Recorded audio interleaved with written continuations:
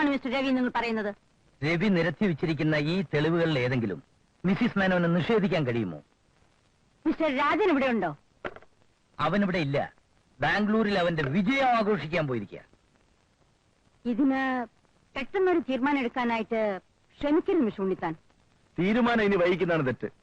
അതിനുവേണ്ടി നാം ഉപേക്ഷിക്കുന്ന ഓരോ നിമിഷവും അവരെ രക്ഷപ്പെടുത്താൻ സഹായിക്കും. അവൻ തിരിച്ചെത്തുന്നതിന് മുമ്പ് ഞാൻ പോലീസിൽ കംപ്ലൈന്റ് ചെയ്യും. മിസ്റ്റർ ഉണ്ണിത്താൻ, ഒരച്ഛന്റെ വേദന നിങ്ങൾക്ക് മനസ്സിലാവുമെന്ന് ഞാൻ കരുതി. I am sorry. Mister Unnithan, എനിക്ക് നിങ്ങളോ രാജനോ ഉണ്ണിയോ രാജിയോ അന്യരല്ല. രക്തബന്ധങ്ങൾ തകരാൻ ഇടവരരുത്. രക്തബന്ധം, അതിന്റെ അർത്ഥം ആ റാസ്കലിന് അറിയാമോ? He's a blood sucking bastard. അവനെ ഞാൻ വെറുതെ വിടില്ല മിസ്സിസ് മേനോൻ. ഏതായാലും നിങ്ങൾ രാജി ഒന്ന് വിളിക്കൂ, നമുക്ക് സംസാരിക്കാം. എന്റെ ചേട്ടനെതിരെ ഇനി ഒരു അക്ഷരം നിങ്ങൾ സംസാരിച്ചാൽ I will loose my common sense. Mind it. നിങ്ങൾ വെറുതെ ചൂടായിട്ട് കാര്യമല്ല. ഞങ്ങൾ നിങ്ങളെ ചേട്ടനെ തൂക്കിക്കൊല്ലാൻ വന്നതല്ല. എന്റെ സുഹൃത്ത് ഡോക്ടർ ഉണ്ണികൃഷ്ണനെ ചതിച്ചു വന്നതിനെ കുറിച്ച് മനസ്സിലാക്കി തരാൻ വന്നതാ. No need of explanation Ravi.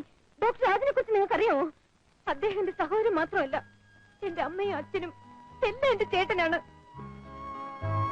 അതുകൊണ്ടായിരിക്കും ചേട്ടനെ ന്യായീകരിക്കാൻ ശ്രമിക്കുന്നത്. മരിച്ചുപോയത് എന്റെ ഭർത്താവാണ് അച്ഛാ, എന്റെ ഉണ്ണിയേട്ടൻ. പക്ഷെ രാജേട്ടൻ, ചേച്ചി കേക്കൂ, എന്റെ ഉണ്ണിയേട്ടൻ ഒരു തലവേദന വന്ന അന്ന് രാജേട്ടൻ ഉറങ്ങില്ല. ഉറക്കം വരില്ല ചേച്ചി. ആ ചേട്ടനെ കുറിച്ചാണ് ഈ പറയുന്നത്.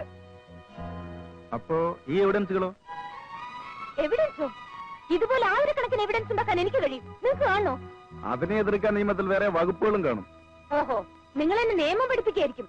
അഡ്വക്കേറ്റ് രാജു ഉണ്ണികൃഷ്ണനെ കുറിച്ച് കോടതിയിലൊന്ന് അന്വേഷിച്ച് നോക്ക്. അന്വേഷിക്കാനും പഠിക്കാനും അല്ല ഞങ്ങൾ വന്നത്. രാജിക്ക് ഇതിനെപ്പറ്റി എന്തെങ്കിലും പറയാനുണ്ടോ? ഒരു സത്യം മാത്രം ഞാൻ പറയാം, എന്റെ രാജേട്ട് ഒരിക്കലും ഇത് ചെയ്യില്ല. ഈ തെളിവുകൾ നിലനിൽക്കെ ഇത് തീരുമാനിക്കേണ്ടത് ഞാനോ രാജിയോ അല്ലല്ലോ. അച്ഛാ പ്ലീസ്, ഞാൻ പറയുന്നത് കേൾക്കൂ. ചേട്ടൻ വരട്ടെ, നമുക്ക് സംസാരിക്കാം.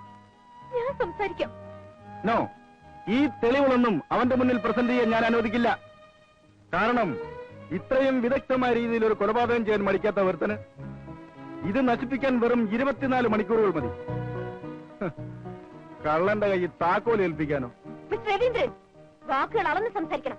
ആരെങ്കിലും എന്തെങ്കിലുമൊക്കെ പറഞ്ഞു വെച്ച് അത് ഞാൻ വിശ്വസിക്കണം എന്നാണോ? നേരിൽ കണ്ടാൽ പറഞ്ഞാലോ? ഓഹോ, നിങ്ങളായിരിക്കും നേരിൽ കണ്ടത്. ഞാൻ കണ്ടാലും രാജന്റെ സഹോദരി വിശ്വസിക്കണമെന്നില്ലല്ലോ. അഥവാ അങ്ങനെയാണെങ്കിൽ പോലും നിങ്ങൾ ഞാൻ വിശ്വസിക്കണമെന്നില്ല. കാരണം നിങ്ങളുടെ സത്യം എനിക്ക് നേരത്തെ അറിയാമല്ലോ. ചേച്ചി, എന്തോ ഒന്നും മിണ്ടാതിരിക്കുന്നത്? എന്നെ ഒന്ന് ഹെൽപ്പ് ചെയ്യണം പ്ലീസ്. നേരിൽ കണ്ടവരുണ്ട് കുട്ടി.